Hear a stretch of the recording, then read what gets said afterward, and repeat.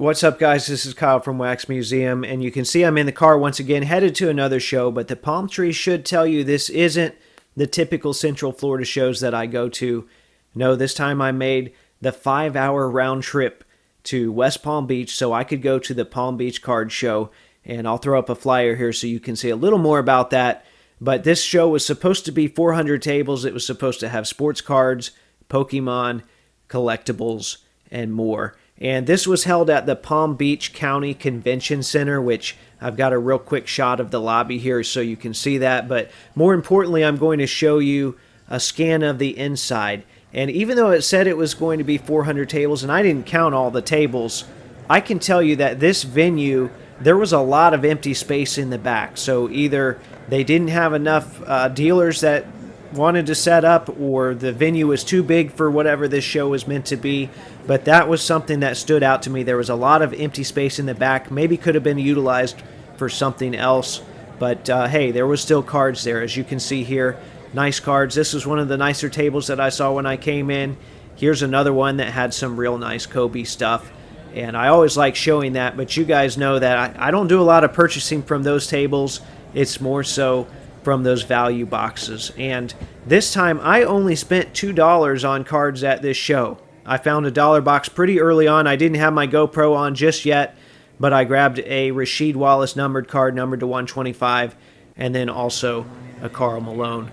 And before I got too involved, I wanted to drop off some cards at SGC.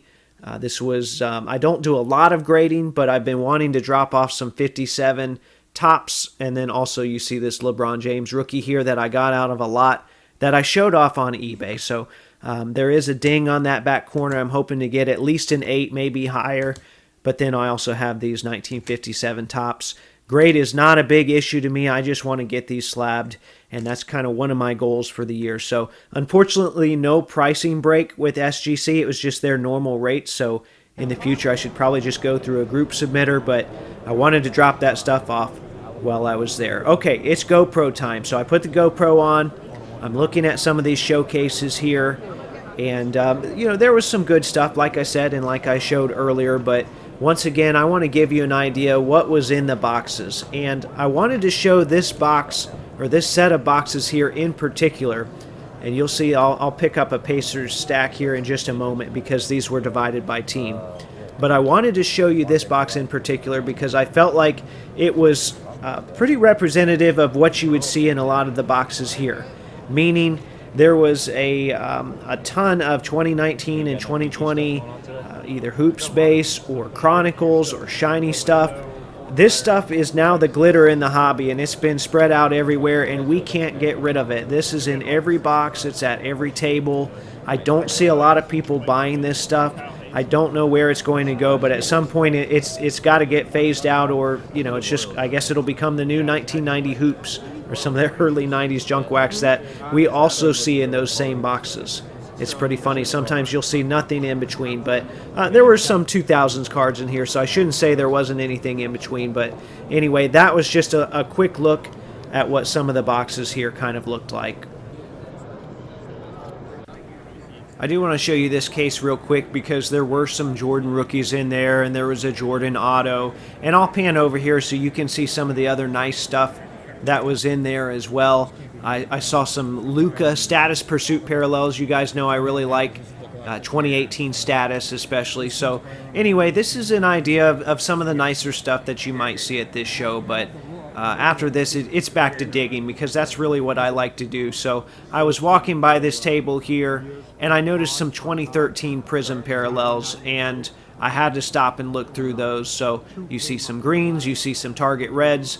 Unfortunately, no Walmart blues, which is really what I was looking for, so didn't grab anything there. I also saw a big stack of 2013 base, which I didn't want to spend a lot of time looking through it. I almost didn't look through it at all, but you know what? I figured, hey, there might be a Giannis in there. I might as well take the time since I'm here at the show. Well, spoiler alert, there wasn't. But anyway, as I was going through this stuff, I was kind of listening to conversations, and I'll let you listen in on some of the conversations here as well. Yes. Oh, have you ever heard of the guy, the sports card investor guy? Yeah. Jeff Wilson? He is such a douche. And he's walking around here. making videos. Yeah, he always did. We should have gone up and Yeah. No, he was a complete. He was? Yeah, Tool. I remember when he started small a couple years ago. No, did you know he took PPP money? No.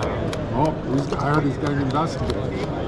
What's PPP? Paycheck protection from the federal government. FBI. I know. All right, so I stayed out of that conversation, but I did find plenty of other people to talk to, including this gentleman here who has refereed at a number of different levels and now sets up with his son. So it was fun getting to know some of these people here because it's not a show that I do, and these are not a lot of dealers that I'll see up in Central Florida. So it was just a nice change of pace. Okay, so now I suppose we've got the $1 million question here, which is what everyone has been asking me that knows that I went to this show. They said, hey, what did you think of the show, or how was the show? And I want to start off with the way that this was advertised and the way that this was pitched, and then kind of contrast that with what I actually experienced. So when you go to the Palm Beach Card Show website, it says the Palm Beach Card Show aims to be one of the largest sports card shows nationwide. And there's nothing wrong with them aiming to be that. But for me, the reality of the situation was they were a long ways off from being that. And when I got to the show, I saw a friend, and he asked me how I was doing. I asked him about his thoughts on the show, and he said, this is kind of like a larger local card show. And I thought that was a good way to sum things up, because if I lived in the area, I would be more than happy to go to this thing again. Driving 2.5 hours there one way and 5 hours round trip, that's not something I would definitely do to go back to this show. So that's not to say that I didn't enjoy my time here and I didn't have fun, but it's not something that I would look to travel to. It's not something I would look to put a lot of money and time into going to again. So those are my overall thoughts here. You see I've got some GoPro footage. I actually have probably 10 or 20 minutes more of just digging footage. Nothing incredible, but a lot of people indicated they want to see that. So as I said earlier, make sure to be on the watch for that, because I will be uploading some of that. And if that's your thing, you'll see plenty of that in the near future here. So anyway, there you have it. Those are my thoughts on the Palm Beach Card Show. I appreciate everyone that stood around or hung out this long to listen to me talk about it. Remember, there are new episodes of the audio podcast that come out every Thursday. And as always, thanks for watching.